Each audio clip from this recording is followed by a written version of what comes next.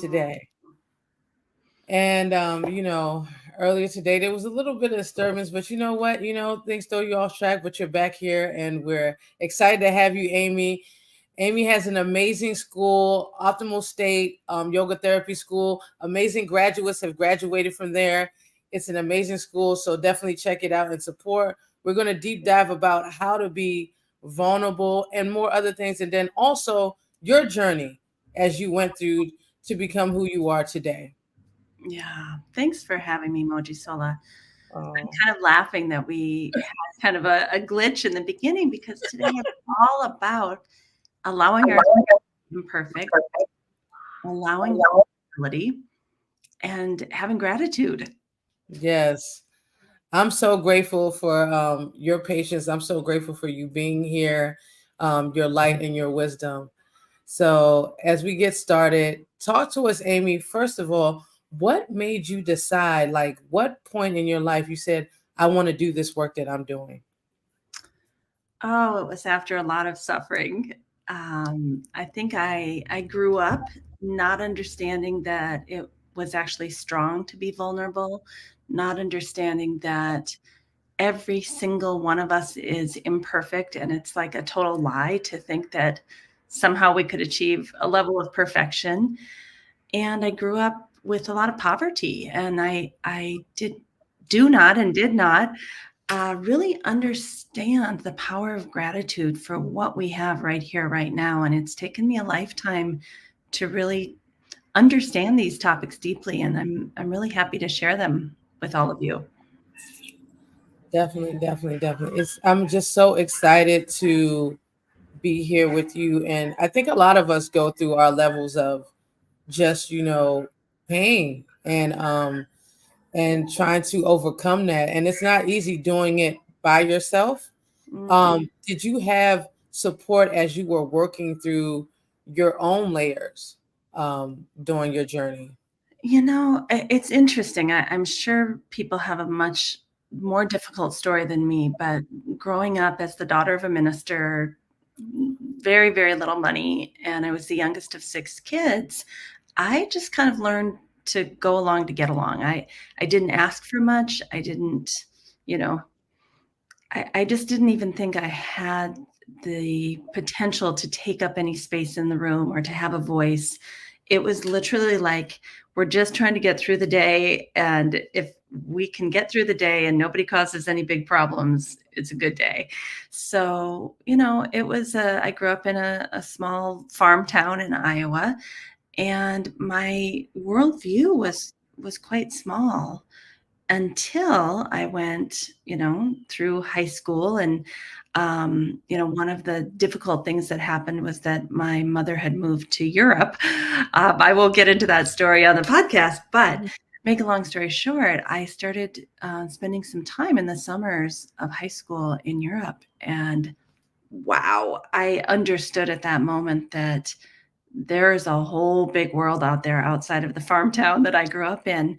And I really think that opened my mind to a totally different trajectory for life. And, over many years, I became a sports psychology consultant and traveled around the world with very high level athletes, worked with the Los Angeles Lakers.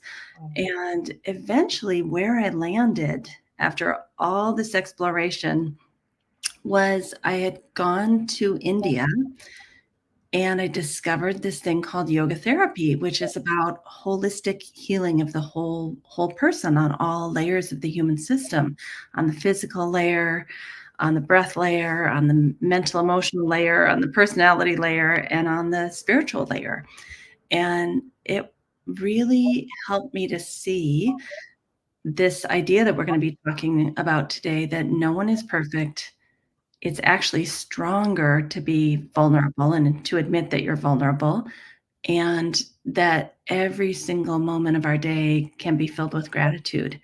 And so it was through many, many things that happened, but specifically when I finally went to India, that's when I got it. I was like, "Oh, this is what I think the world needs from me." And it's a beautiful, beautiful path that you took because yoga therapy has changed my life and many others. A lot of graduates and a lot of people that you have encouraged through their practice, because it's not easy doing this work that you do. Mm. And a lot of things we talk about is, you know, we are not perfect and we're in this healing work, and we're not always going to be on, you know, we have our moments, and that's the power in being vulnerable and to be honest about it, you know, as we talk with the Yoga Sutras and this guide to tell us how, basically, how can we lead our life and find more peace. Sometimes, you know, like you talked about your childhood of sometimes, you know, you didn't want to be a burden and you didn't talk about these certain things. When did you find your voice to speak and for yourself? Because so many times, especially if we look at women in generations, it's like basically speak when spoken to, out of sight, out of mind.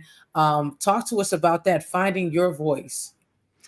Well, I was born on Women's Liberation Day when they all burned their bras, and Wow. actually, my father's a minister, but he's always been super progressive. Mm, So, it wasn't that I was told I couldn't speak. It's mm, that I didn't want to cause any trouble for anybody. mm, And so there's been many years of my life where I have spoken, but mm, only been in the last decade that I'm speaking my truth from a place of embodiment, a place mm, where I feel in my cells that it's okay to be heard and that maybe there is something that I have to share with the world. And I think, kind of putting yourself up to speak when you're feeling insecure is a pretty miserable experience.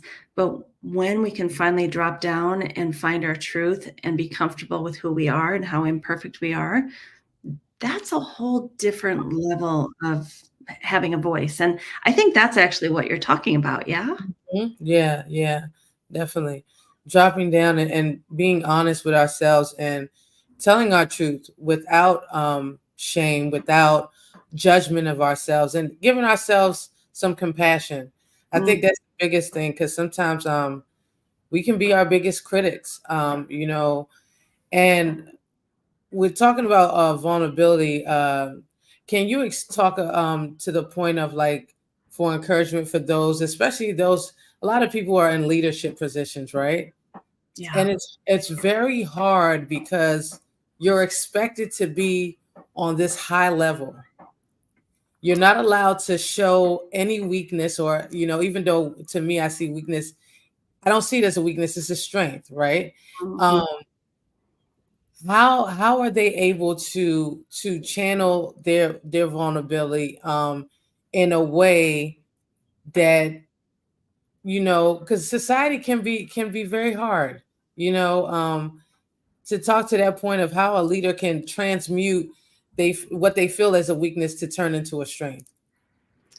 Yeah, I feel like feminine leadership is emerging now. We're starting to see all these strong feminine leaders. And what that means is that it's not that we're coming to work and crying or we're, you know, being grandma at work, right? We have different roles. And when Mhm, we step into that professional space, we know that we have to step in a very professional way. But I mhm, think what's different about women leaders is we're collaborative. We allow those imperfections, knowing that it's inevitable, and in fact, trying to cover up the imperfections and cover up the vulnerability actually creates a culture of distrust where everyone's trying to put on the mask and pretend to be something they're not, instead of just saying to each other, look, we humans are messy. Yes, we have to show up professionally. Yes, we have to get this job done. And yes, I see you, I hear you. It's okay that you're imperfect, and I need you to help me get this project done. So it's kind of holding those masculine and feminine, values, if you will, and I put that in air quotes, the values part, and saying both matter. And I think at least my experience growing up as a college professor and then on board of directors, and the feminine was pushed down. It was not allowed to be seen. There was no room for imperfection. There was no room for someone speaking their truth from their heart. It was like everybody show up, put on your mask, pretend to be something you're not, we'll all be dishonest together about what's happening here, and we'll push through this. And I don't know about you, Mojisola, but I'm not willing to do that anymore, and I don't really want to be in professional spaces where we can't have compassion and vulnerability and imperfections and get the job done and be strong leaders. I mean, I want both. Yeah, I'm with you on that. It's a balance, but I mean it's okay, and we can still get the job done. And I love that. I love that point that you made of I think it's tiring wearing a mask. Ugh. It's it's exhausting. I don't know if I am neurodivergent. I may be. I think so many people are waking up to that reality as adults. But I do know that I have worn a mask most of my life and that it is too hard to keep it on anymore. And I don't want to be in spaces where I have to do that very often. I can do it for short periods of time. And then I need to be real and I have to let myself be imperfect. And the people who stick around and want to be honest together and do great work in the world together, those are my people. Yes, yes. I think that speaking about the people, because we really thrive in communities, in tribes, but I'm finding myself too as I'm getting older is as you ascend, as you heal, as you do this work, this introspection, and do this work we talk in yoga therapy, the circle gets smaller, you Mm, know. And I look at sometimes, we have to make room for new things, and we find our people. But have you gone through that through your journey as you grow through this work that you're doing? yes. And I'm completely okay with it. I think Mhm. you might be an extrovert. I'm not sure. And I'm a mix of both. I have my moments. well, I'm an introvert and I really value a quality relationship with 1 to 3 people.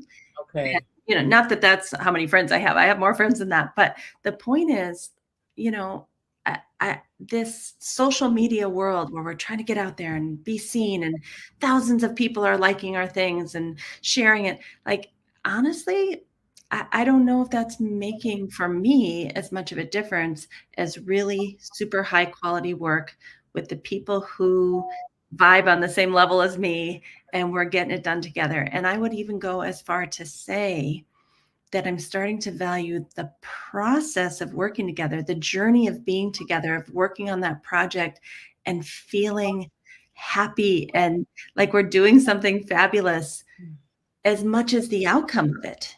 Mm-hmm. Yeah. Yeah.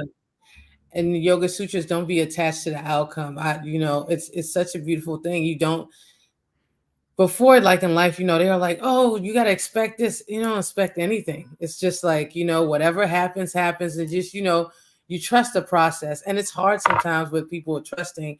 And we look at gratitude because it's a big thing, like bringing us back to center. As much as the world is kind of crazy and chaotic, coming back to gratitude to bring us back to a center. I'm a mix of, like you said, of I'm an extrovert because I have to do the stuff, but at the same time, I'm an introvert. I really love my peace. I like being snuggled up in my bed and wearing sweats. I'm Like, with you. I'm with you. you I think know, COVID did this to us, though, honestly. I just think we all started to love sweatpants. yes. Oh my God, love sweatpants, and it's it's it's hard, like I said, as we're growing and we're evolving, but it's okay.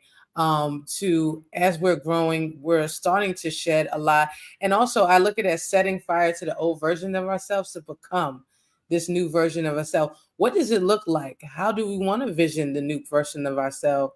And when we talk about gratitude, what do we take from everything and the lessons that we learn into who we're becoming now? Could you speak on that a little bit, Amy? Didn't tell me you were gonna talk about becoming. I was looking up some quotes, and I found one by Michelle Obama, who of course Mhm. wrote the book Becoming, and she was speaking at a keynote address to young African women leaders.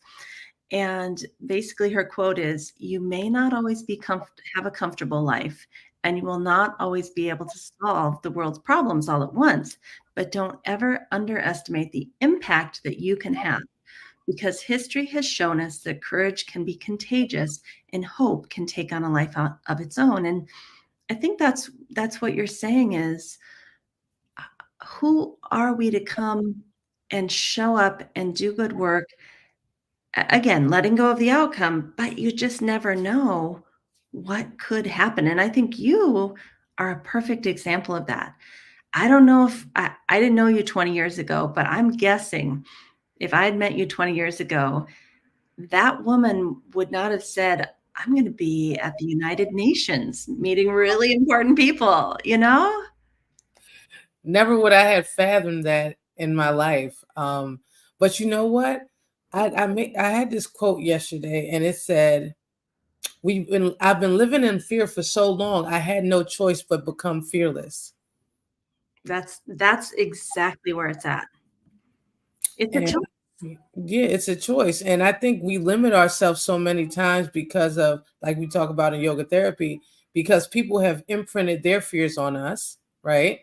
And society says this is the idea of what this perfect person, or women are subjugated to follow these rules and regulations, but yet our male counterparts aren't subject to all of this, which is something we're talking here at the UN with the 60th, 68th Commission of the Status of Women. You will be horrified by some of the things that women are still subjected to in this day and age. And we're supposed to be progressive and evolved, you know? It is horrifying. Just look at the news every night. It's horrifying that Exactly.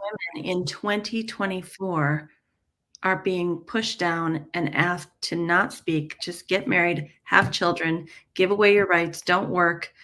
I mean, it's like a whole part of society is trying to push us back, and it's our job to say, hell no, we are pushing forward. We're going to be honest, we're going to be authentic, we're going to be vulnerable, and we are going to be in community and push back on this. Exactly. And the thing is, women get stuff done. It's been proven. There's statistics. We get stuff done. Even in high tense situations, we pull it together, we tie our hair up, and we get it done, you know? There's nothing better than working with a group of strong, stable, kind women who have a job to do and watching us all dig in and just get it done. I mean, woof, it's a beautiful thing. Wow. How does it feel to when you created the school? How do you feel to see all these successful yoga therapists and these people coming out and doing this amazing work as you pass this knowledge on, this ancient work? How does that feel to you to see that? Um, I'm going to go back to it's really hard work. Transformation of the human being is messy. And anybody who thinks that you just get to go and be this teacher and spiritual leader and all is rosy, it is not. It is not. And I'm tired. I'm damn tired. I'm just completely honest. I mean, if we're talking about authenticity, Yeah. the way that we transform, and it talks about this in many of the ancient teachings, is that the blue goo that we have shoved down inside of us for 10, 20, 30, 40, 50, 60, 70 years, the only way to heal is to allow the blue goo to come out. Now, here's the hard part. As someone who's holding space for that transformational process to happen, the ancient stories say you must take that blue goo into you so that the person has a place to deposit it as it comes out of them. You must hold it and then not swallow it yourself because that will poison you. You go spit it out then, right? It's so anyway, I would say that I'm very happy with how our school has developed and grown and how many people's lives have been transformed. But I'm not going to lie, I'm worn out. I when you get on an intimate level with people and really see what's happening in their lives, it's a lot. Hmm. It's a lot. Talking about holding space, you hold space for so many people, for the students, for yourself, and in class in general. And sometimes as healers or in this space of work, we can sometimes get so consumed with all of this. And some people, I know at one point before I started like cleansing and doing all the stuff, you end up getting sick, or just it's just a lot. It becomes like we get to a point of burnout. How do you find your self-care in doing this work for you? Well, gratitude is a big part of that. And I actually want to talk specifically about what gratitude does to your brain and the neural pathways, but I'll come back to that to answer your question. I think for me, it's not just about lessening the number of hours that I'm working or the days that I'm working. That's part of it, right? I can't be Mhm. working 70 hours a week. But what's even more important than that for me personally, what types of joy have I added into my life? Where Mhm. when do I get to experience awe? Mhm. That balance of working a little less, but adding in so much goodness, going down to I live near the Mississippi River and just looking out over the magnificence of this river, like that awe is what rejuvenates. And, that's what I consider my self-care is walks in nature and seeing the eagles up above, and I think people forget about that. They think, "Oh, I'll just work less and then I'll lay on the couch and watch a movie." No, you need to add in joy. You need to add in awe. That's the key. I'm here for it. We need that joy in our life. All of it. And gratitude. Can I tell you some of the things that gratitude does to our brains? Because Yeah. it's not just about saying, "Thank you," right? It's not a spiritual bypass. Hmm. When you truly feel it in your cells, in your heart, when you go to that emotion, you have dopamine gets produced. A lot of us go to food, we go to alcohol, we go to social media to get our dopamine, but you can do it with gratitude. We also know that the reward centers in the brain fire up when you really truly feel gratitude. And of course, those reward centers are the ones that cause us to get addicted to things when we don't have enough joy and pleasure in our lives. We might move into addictions to try to get those areas to light up. Well, you can do it with gratitude. Also, your whole prefrontal cortex, your decision making area of your brain changes towards positive, more clear decision making when you have regular gratitude practice. And the connectivity between all the different areas of the brain even increases with daily gratitude. So, I mean, there's just so much goodness that can happen. And again, we don't want to spiritually bypass, but we have to, as I've talked to you about in our program, we have to wash our brains. Yes. We, you can call it brainwashing or wash your brain. You have to work to see the goodness in people, the positive. You have to work to trust yourself. You have to work to feel like, okay, this is a sticky spot I'm in, but it'll probably work out if I can just hang out here and be patient. It's work to show up friendly and kind and compassionate and empathetic. Those aren't things that just happen. We have to work at those and wash our brains every day and set ourselves up to show up in the world that way.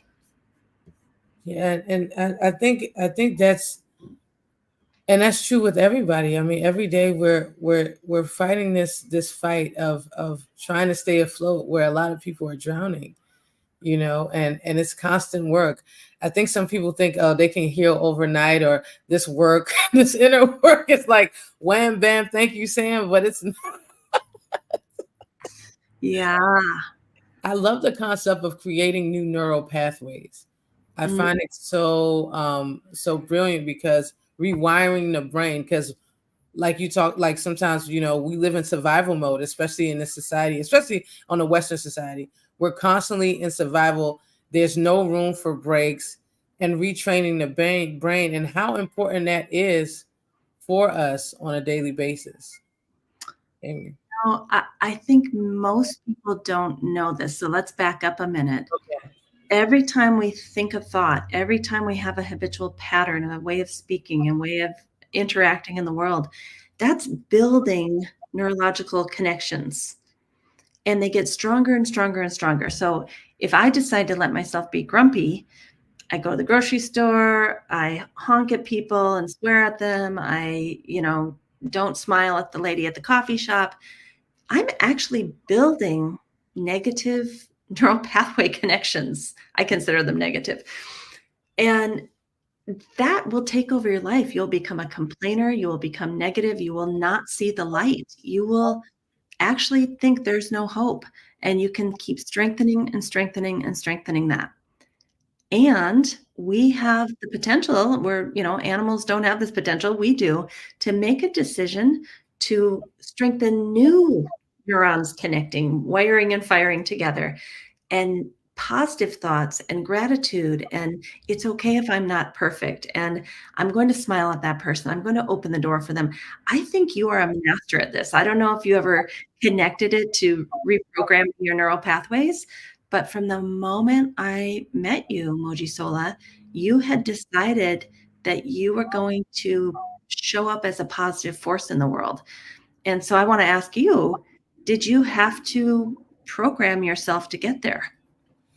Yeah, it's daily programming, creating new neural pathways because I've lived in negative pathways for so long. Mm, So I had to tell myself, listen, today is a good day. Today I'm going to show up as love. I'm going to be love and just step in the room. There's nothing I expect from any experience but just to show up. And I think this the big in this moment, I'll show up. yeah. Yeah. And I think when we have an attitude of gratitude and when we decide we're going to wash our brain every single day and keep showing up, it not only transforms our internal experience, but it also transforms then how we show up in the world, how we engage with the world. And here's the funny part, it transforms how people react to us. Yes, it does. It Yeah. matters.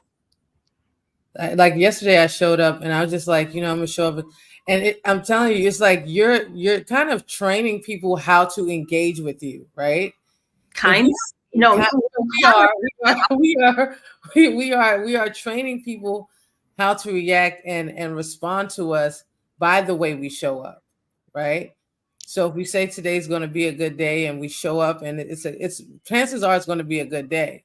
We show up in the room, we say, I just want to spread this love, or however, it connects with somebody, they show up. So it's just like a lot of reprogramming, but I know it sounds like technical, and it might sound cliche, but really that's really what you're doing. It doesn't have to be hard.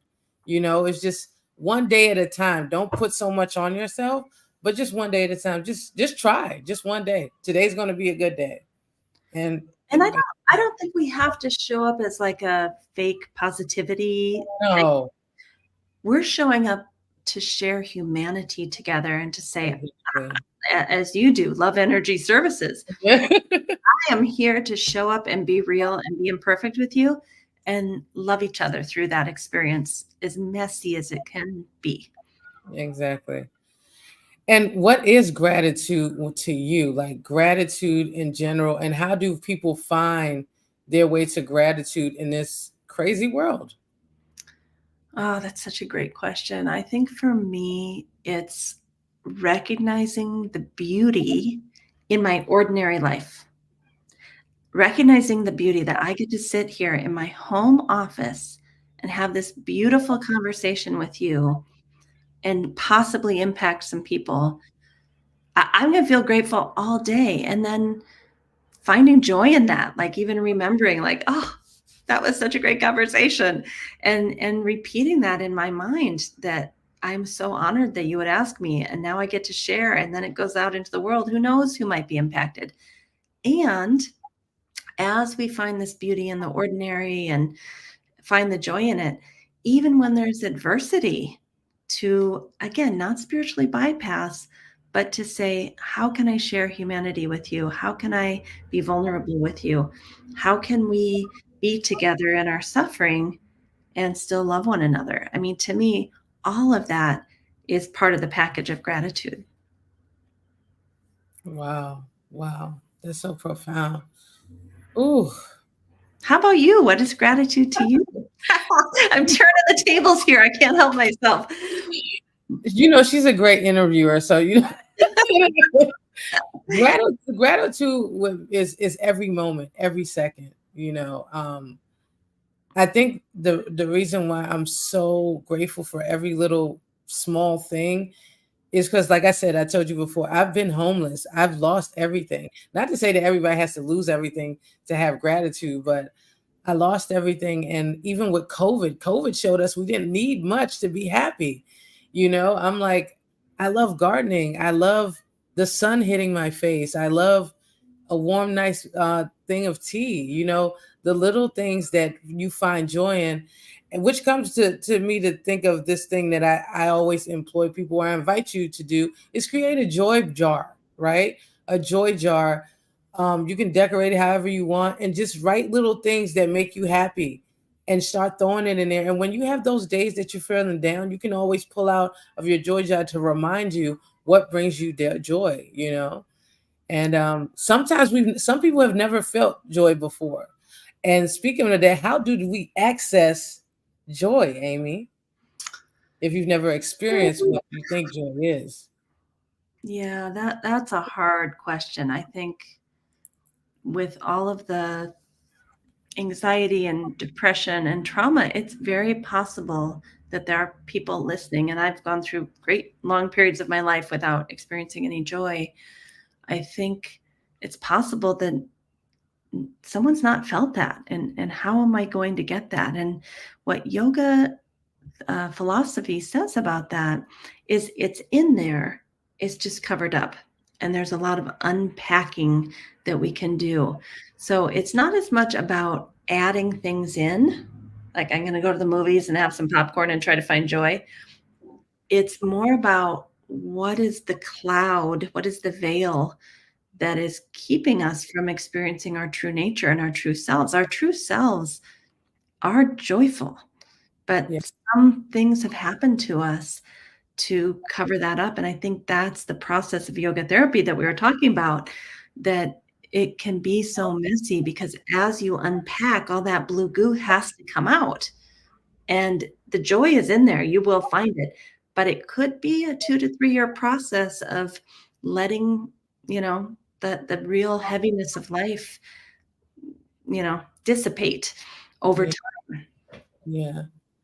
Yeah, as you uncover and you start doing this work with you, because when you get into like that first year, you're like, I'm in there, and then you start, really doing this shadow work and facing these things that you thought that you might have, you know, put it in a dark space somewhere, subconsciously, or you've worked through it and it comes up.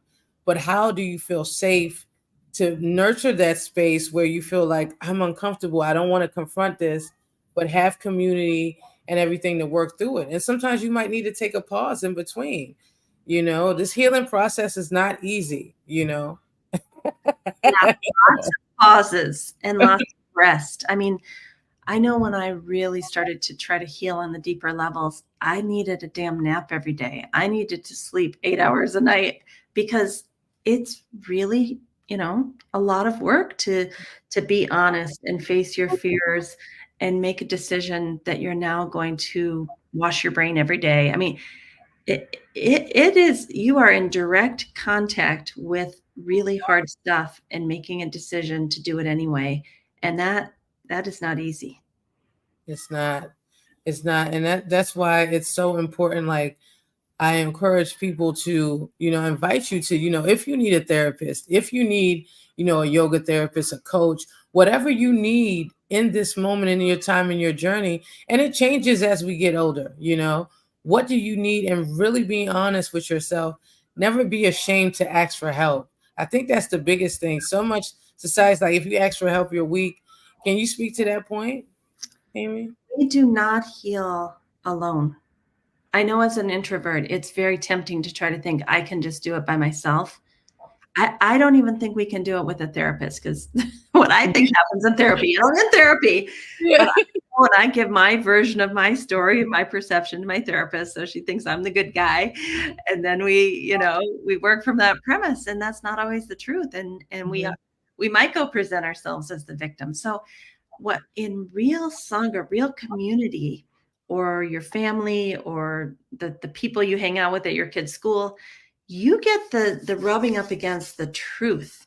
The Mhm. time that you did something nasty to somebody because you were mad. Like, it's through those everyday relationships and really allowing ourselves to get hurt by one another, to look at our part, to apologize when we need to, or to set a boundary when we need to, or to withdraw completely when we need to.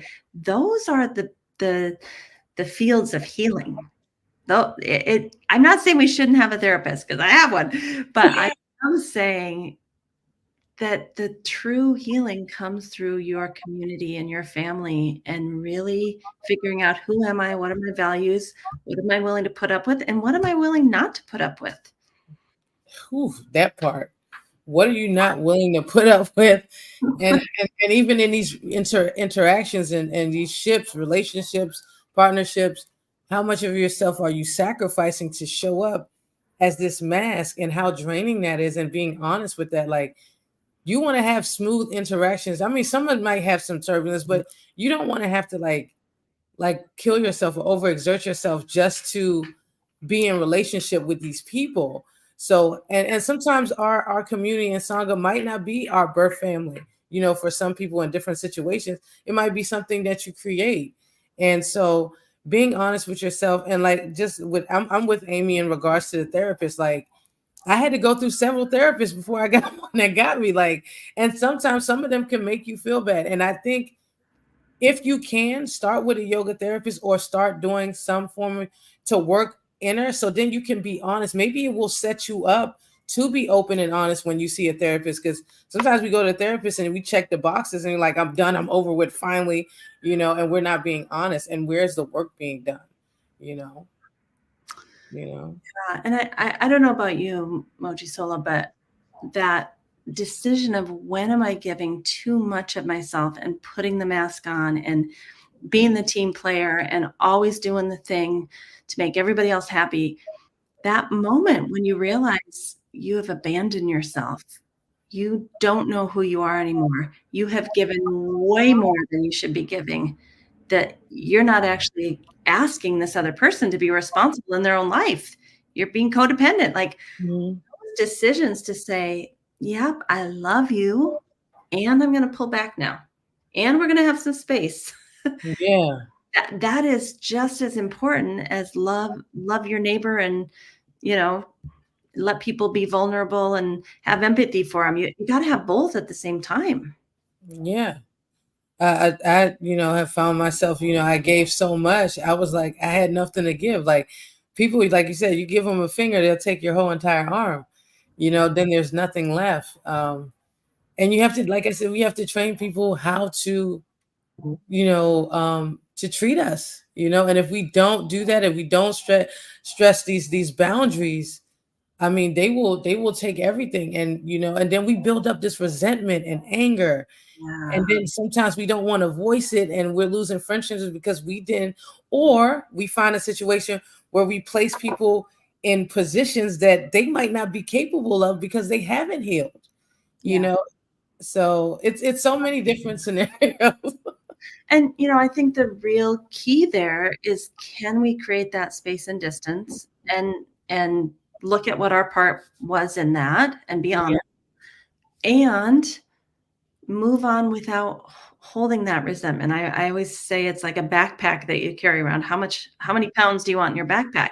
So that's a whole nother area of healing and growth, is to take responsibility for your part and my part so that I can hopefully not keep repeating that pattern. yeah, I can let go of the resentment. I can have the boundaries, I can have the space, but I'm not still mad about it. yeah. Or And beat myself up about it. Sometimes it's the other way. I for months or years, I'll think, "Oh, why did I act that way? I'm so terrible." You gotta let that you let go. it go. Yeah. And that forgiveness part, I can't overemphasize that. Forgiving ourselves, forgiving others, even if you don't reconcile, but it's just like for your own liberation. Like, you have to forgive yourself and others. It's so important, because you're just going to be in shackles for the rest of your life until we forgive. And it's hard. It won't happen overnight. You take time. but we have to let things go in order for us to move forward in a positive light for the betterment of ourselves and for others, you know. And I think allowing people to do their own work and allowing it to be messy and have everybody's feelings hurt, and that's okay too. That's Yeah. part of being human. Yeah. And wrap it up with a nice tight little tidy bow. It's okay that we're a mess individually and together. Yeah, I'll be honest. I'm messy. I have my moments. Some, not everyone sees it, but I have. We had I had a messy moment this morning with today's interview. What it's what we're working together, and that's the beauty of a tribe, a sangha, and we can hold each other in that space and not feel bad, but know that we're human, and we're both navigating this video game I call life. And Yeah. when I hear you say that, I know we're getting close to our closing time. Yeah. It's the reason that I try to brainwash myself to be kind and pleasant as much as possible. I don't always achieve that. Hmm. Just to know that everybody out there is really having a hard time. Even Yeah. the ones who look like they're having a good time are probably having a hard time. Like, it just to walk through the world and put your heart out there and give that extra smile or open that door or allow the car to go in front of you or pick up something for your friend that you think they'd like and drop it off at their house. Like all these little kind moments matter. Definitely. And thank you so much, Amy, for all the amazing work that you're doing. You are such a light and a blessing to the world. I truly, truly, deeply appreciate you. And once again, today's affirmation says, "My power lies in the peace, in my peaceful presence." And show up. Whatever peace means to you, whatever joy means to you, do it your way. Do it loud, do it messy, do it your way, with your own rules in this season of your life, and be okay. Give yourself grace and be kind to yourself. And if anybody wants to contact you and check out all the amazing work that you're doing, please give out that information for them. Oh, sure. The website is www.theoptimalstate.com, and we'd love to hear from you. We have a ton of free resources for those people who want to improve their mental, emotional wellness. And we also have some paid classes, but I always like to make sure that we have, plenty of free things for people that maybe don't have the resources at this time. So thanks, Mojisola, for having me. And you also are a light in the world, and I'm so happy to call you my colleague and my friend. Oh, I'm so grateful. Make sure that you tune in, support Amy and everything that you're doing. And life may throw you a curveball, but you are always in charge of the way it goes. All right. Blessings to all. Once again, self discovery. Every day you are developing and finding out new versions of yourself.